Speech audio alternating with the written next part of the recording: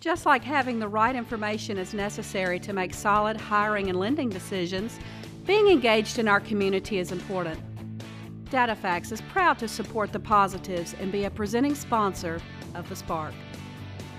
State Systems is focused on protecting life and property. As a local, privately owned company, our foundation was built on providing all businesses with complete fire and security protection and infrastructure cabling. State Systems is proud to be a part of the Mid-South community and a presenting sponsor of the Spark. Lipscomb & Pitts Insurance has been serving the Mid-South since 1954. We've always focused on supporting our community and believed in promoting the positives, encouraging engagement, and leading by example. Lipscomb & Pitts is proud to be a presenting sponsor of the Spark. Additional funding provided by Christian Brothers University and Baptist Memorial Healthcare. Get better with Baptist. This month on The Spark, our theme is scouting. We'll explore two globally recognized organizations that provide programs for young people to build character, train them in the responsibilities of participating citizenship, and develop personal fitness and entrepreneurship, along with a locally owned company that focuses on protecting life and property while giving back to scouting in our community. Have you ever been excited by a new idea, inspired by watching someone lead by example? When we talk about creating change, we start by sharing the stories of everyday heroes who are making a difference in their own way, so we can learn and do the same. This truth is the power behind this show, which is focused on business and community leaders that are leading by example to give back, fuel change, and create new opportunities for the Mid-South. I'm Jeremy Park, and this is The Spark. For over 100 years, they've been helping girls discover themselves and their values, connect with others, and take action by making a difference here in the Mid-South. I'm here with the CEO of Girl Scouts Heart of the South, Angela Woods. And for starters, give us some of the history and the mission for Girl Scouts Heart of the South. Sure, thank you for having us here. The mission of Girl Scouts is to build girls of confidence, courage, and character who make the world a better place. It's a great big mission, but our girls are up to the task. We currently serve about 13,500 girls, nice. Over 59 counties, and we have about 4,000 volunteers that make that happen for us. So that's huge. I mean, 13,500, 59 counties, Yes. 4,000 volunteers, Yes. So that's a lot of numbers that add up pretty big here. When you look at it, there's 5 key programs, correct? Right. There's 5, and I'll highlight a couple of them for you. Leadership and advocacy is really critical for us. It's built on, Girl Scout experience is built on leadership and teaching girls leadership. Financial entrepreneurship and career exploration, which is the cornerstone of our cookie program. Cookies, okay. Life skills, we teach girls about character building. The other thing that we focus on is healthy living. Healthy living is a really critical issue for girls, both from a self-esteem standpoint and from just a general physical health standpoint. And so the neat thing is ages 5 to 17. Yes. And you're really putting them through a very holistic experience. So they're learning about entrepreneurship, they're learning about sales, they're learning about public speaking. Right. They're having to public speak and in cases knock on doors and be out in the public selling cookies, which is awesome. But also too, they're learning how to connect with others of diverse backgrounds. So different socioeconomic levels, different faiths, different skin colors, you name it. Talk about the chemistry of bringing all of these different people together. Sure. Our 59 counties is hugely diverse. We're rural, suburban, and urban. And so you have girls who've never traveled outside their city, never traveled outside their zip code. What we do is try to level the playing field and have girls just be girls and have fun and interact with each other. And so we try to make sure our programming appeals to everybody. And not only that, we try to make sure that it's fun, that it's interactive, and that's something they haven't done before. And so what we find at the end of those experiences that girls have made new friends, they've gone to new places, and they're willing to try things that they haven't tried before. And I think that's what's neat is so they're going outside and they're experiencing the outdoors. Yes. They're going hiking and camping and swimming and all of those, but they're also too, they're doing all sorts of field trips and cultural experiences. Absolutely. And they're learning even in the corporate sector what it means to hold a professional job and the skills that go along with that. So very well-rounded in the approach. What's the most rewarding for you when you look at starting at age 5 and the maturity process that takes place to where they start realizing, hey, wait a second, I can make a difference. I can step out and be my own person, but also too, I can make a real change here in the Mid-South. What's that like to you? It's magical, really. There's so many stories about girls who have started with our program and they were scared to stand up in front of a group of people. We hear that all the time. There are a number of girls who say, if it wasn't for Girl Scouting, I would never be where I am today, and I would never be able to think I could do the things that I am today. And so it's a wonderful experience to have invested in a girl's life and to have the volunteers grow from that experience as well. So building courage, building character all the way around, and confidence. I love it.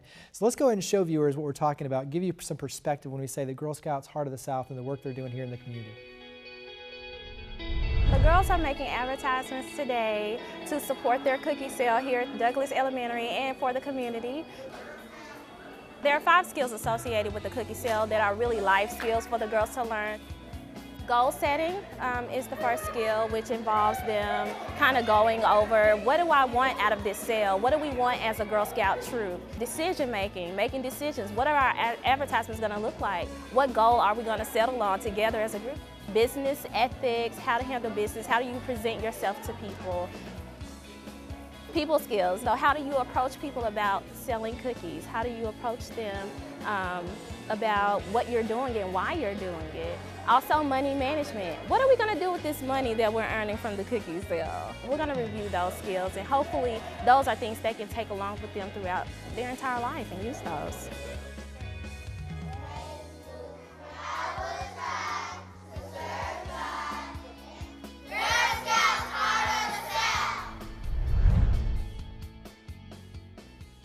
So that gives us some perspective on what the Girl Scouts Heart of the South is doing here in the Mid-South and in our community. But a big part of this focuses on giving this educational experience, giving this enrichment experience to young women in the inner cities and in different areas of the Mid-South here. And so outreach. Share with us about your strategy and focus on outreach. Sure.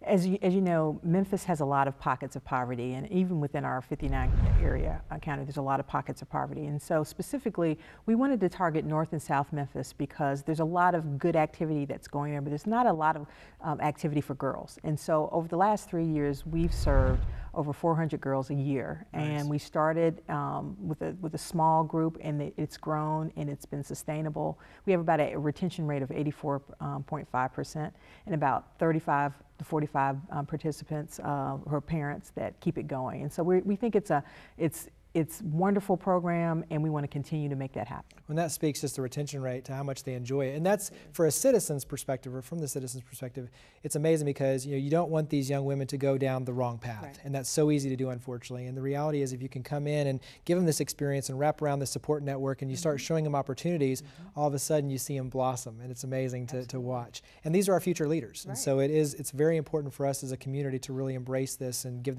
them these opportunities. Talk about Be a Friend First. Sure. As you know, that bullying is a big issue. It's epidemic proportions, and we've been looking at this issue and been doing some programming around bullying for the last 3 years. Be a Friend First is a new program that's a joint project between ourselves and Girl Scouts USA. And basically, it's a two-tier program. It's directed at parents as well as the girls, age specific. Girls get to interact. They get to learn about cyberbullying, the social media impact on that. They learn some specific skills on how to address bullying, how to talk about it, and the parents learn the same thing. And each of those sessions that we've had this year have been sold out. And so we're going to continue to do that because it is an issue, and it's a critical issue, and parents need the tools to support their girls. Well, I love that you're focusing on it. So we have to talk about cookies. Yes. So I think everybody has a favorite cookie for sure. But share with us, you alluded to earlier on in terms of the entrepreneurship, the salesmanship that goes into it, the financial component in terms of learning how to balance the money and such. But there's a lot more to it. And so share with us overall just what does a cookie mean? What does Girl Scout cookies mean to you? Well, cookies are our integral program, and the financial entrepreneurship and the career exploration is really the cornerstone of the cookie program. And what it does is teach girls about how to run their own business. Nice. How do they manage money? And so when they sell the cookies, they use those funds and invest them in themselves and in their communities and in projects. In many cases, they may pick a charity to donate the proceeds to, or they may support or may go travel with that money. It's really girl-driven decision making. And so the cookie is a wonderful, tasty kind of thing, but it's the gas for the engine of the experience of Girl Scout. And is it average of 400? Is that right? How many boxes do each one sell? Well, we have the average, one of the highest averages in the country is 200 per girl that we sell that's here. Insane. That's awesome. Well, I love everything you're doing, from the cookies, obviously, that taste so delicious, to everything you're doing to help these young girls have a successful path for their future. So thank you very much for coming on the show. Well, thank you for having me. I appreciate it.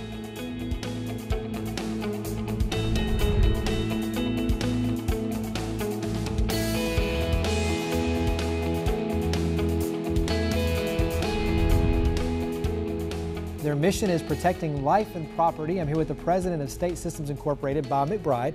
And for starters, give us some context. So describe State Systems. Jeremy, we're a multi-divisional fire protection and security company. Anything from your test and inspection of fire extinguishers, fire alarm, fire sprinkler systems. And then we do structured cabling, which is your voice, data, and video. And then security systems, which includes access control, security, burglar alarm systems, and then our newest venture, which is hosted video. Nice. So obviously it covers a very wide spectrum. You mentioned the hosted video, and that's SSI, EYE, very clever. And I love that it's high definition cameras, but many times for a business, that's the area you forget to check, and all of a sudden, next thing you know, something bad happens, and you go to check the camera, and they don't work. And so on your end, you have the ability off-site remotely to not only store the footage, but also to be able to check remotely in to make sure that everything's running properly. And so describe SSI overall and what it means to a business. Sure, it's third-party monitoring, and we are off-site with that. Everything's hosted in the cloud, so it's servers are off-site. How many times do we have an event that we want to go in and check out, and the camera's not working, and the time stamp is wrong, or something else has gone wrong? So this assures that that's not going to happen. One of the other things using technology is barcoding, which is very innovative. You have the ability to barcode everything to where you can go in real time and check, for instance, the extinguishers and see when was the last inspection date, what needs to happen in terms of the next steps, and so someone can pull up in real time that inspection report to show somebody. Overall, talk about the barcoding and what that means to a business. It's one of the hallmarks of our company. We'll barcode a fire extinguisher, a fire alarm system components, the pull stations, smoke detectors, and sprinkler heads. Then when our technicians do the annual inspection, test and inspection on those facilities, everything's barcoded, so it tells us the time it took to inspect that device. It tells us if it's going out of warranty, if there's additional inspections or additional service that needs to be done on that device. Nice. And one of the things, I know you don't open it to the public, but you have a discharge room where you actually pull the extinguishers, blow them out, and then repurpose and package them. And I just think it's really neat to see that all that's done right here in the Mid-South, right here in Memphis. Being a family-owned local company, heavily engaged in the community, and when you talk about philanthropically the efforts of State Systems, what's your kind of mission? What's your philosophy in terms of giving back? We've been so blessed, and we always want to give back to the community, so we look for ways to do that, and we look for things that are affect our daily lives.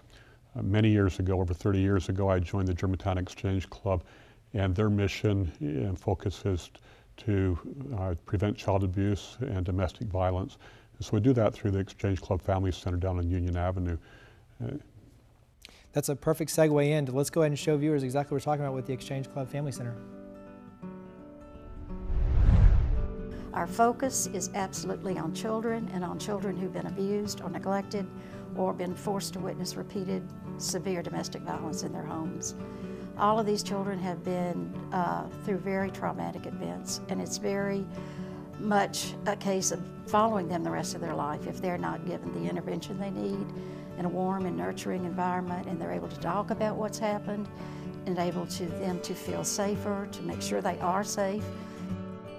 It is assumed that only about 20% of child abuse cases are ever reported. Domestic violence, maybe 10%, if that. We are literally hitting the tip of the iceberg.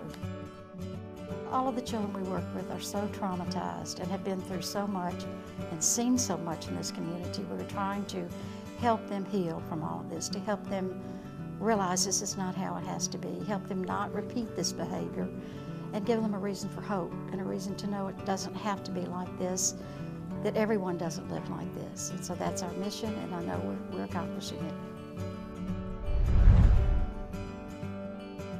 So that gives us some perspective on the Exchange Club Family Center. I know that you said you were you've been heavily involved for over 30 years with the organization through the other Exchange Club.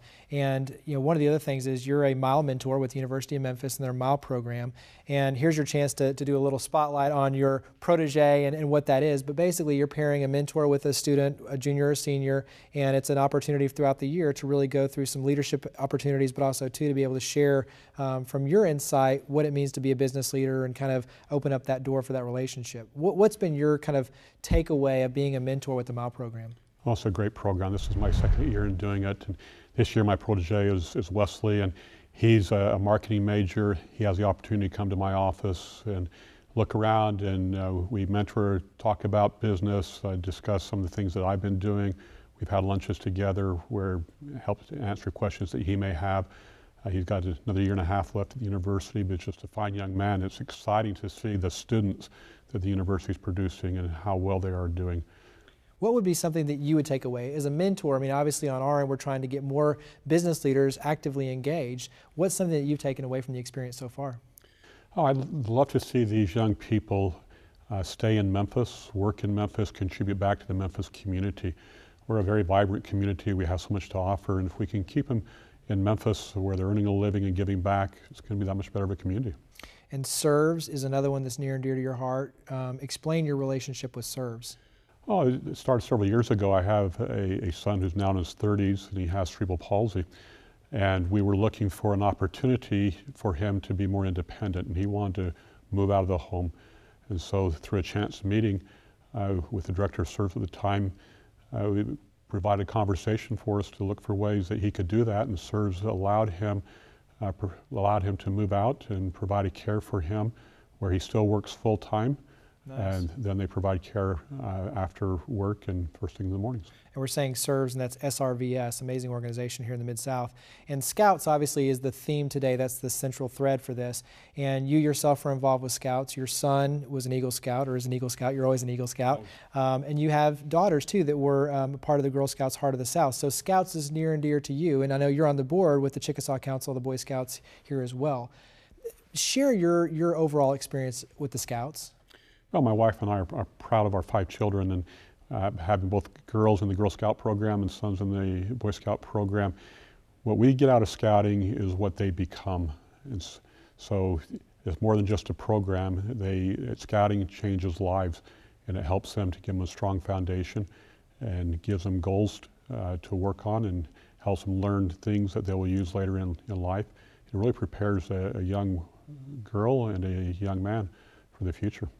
And one of the neat things is so much of it's focused on leadership, entrepreneurialism, but community service.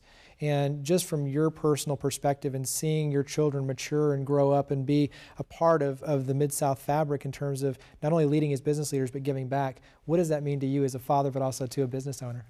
Well, obviously, one thing that my wife and I always try to do is to give back, and when our children are involved in doing that too, it always makes us feel great. And so we love to see them take that opportunity, and as they're raising their children, they do the same things. Well, Bob, love what you're doing on the business front, but also too absolutely love what you're doing on the community front. So thank you very much for being on the show. It's a great city we live in, and happy to do it. Thank you.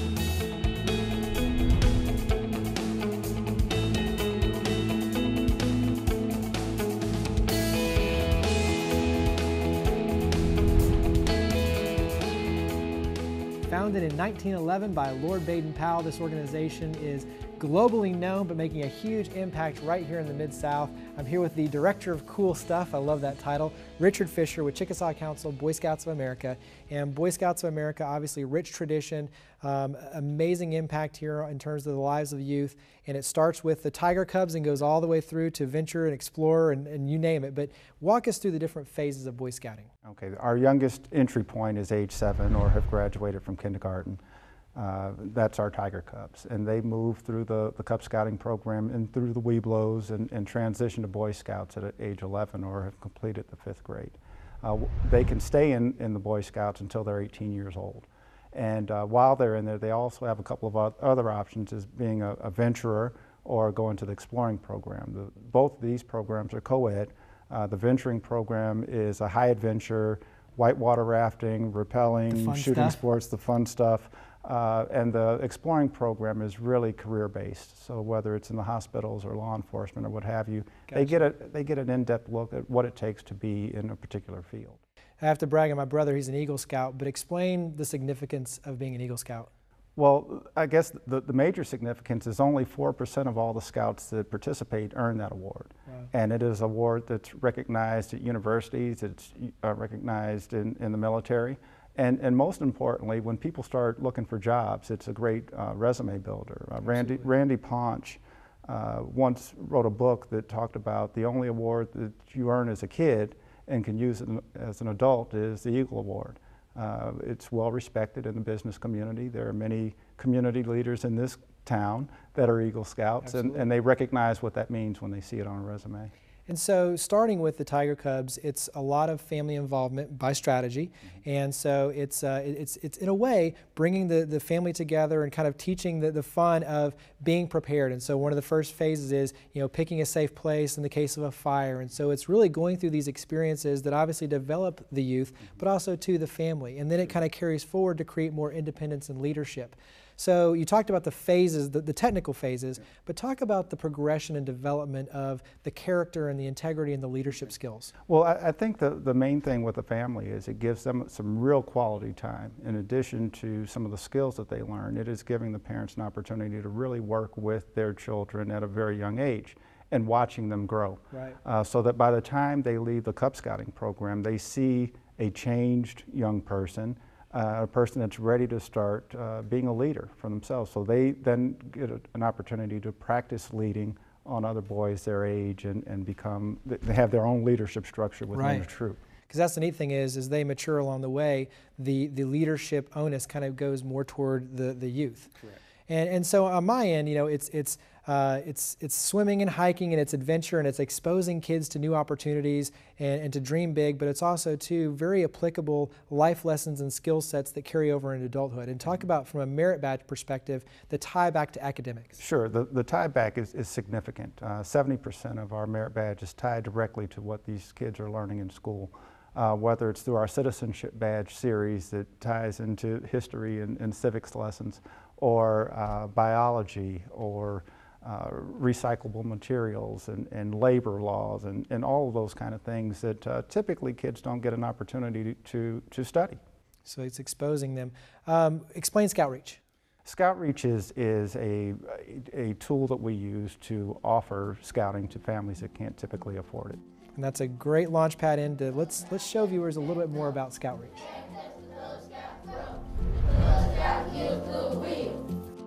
The Scout Promise is on my honor. I do my best to do my duty to guide my country, to help other people and obey the law of the pack.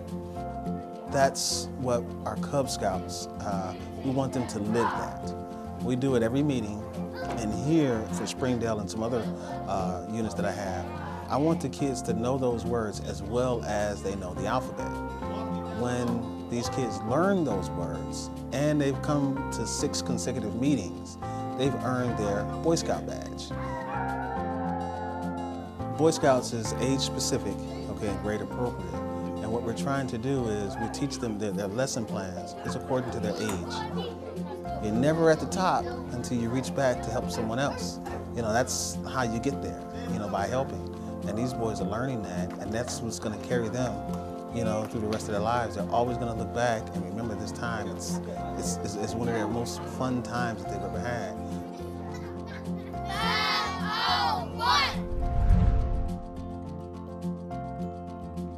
So that gives us some perspective on Scout Reach, and the whole idea is to be able to offer scouting, this opportunity to expand horizons and opportunities to learn and discover and experience to kids that might not be able to afford it otherwise. Correct.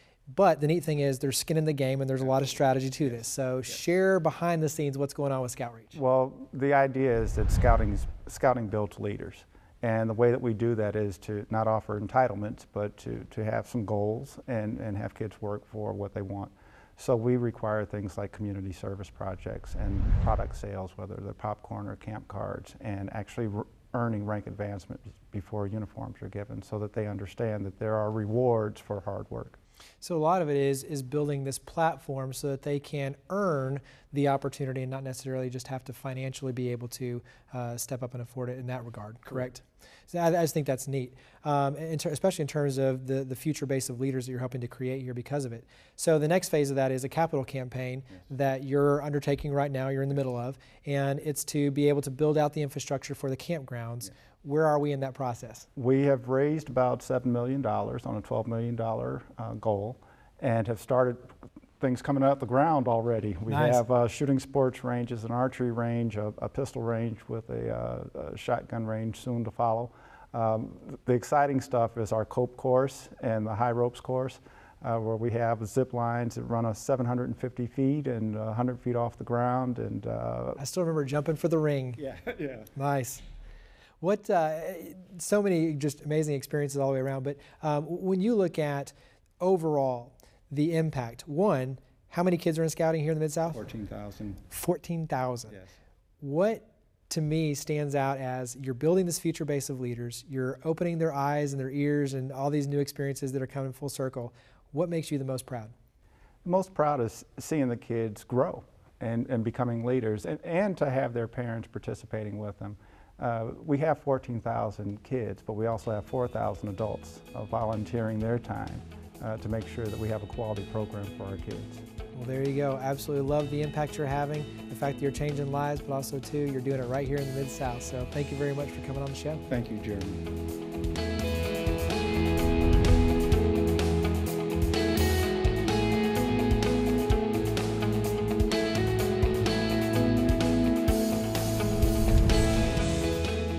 Growing up, scouting was a huge part of my life. It was more than camping, swimming, challenge courses, learning knots, earning merit badges, and selling popcorn.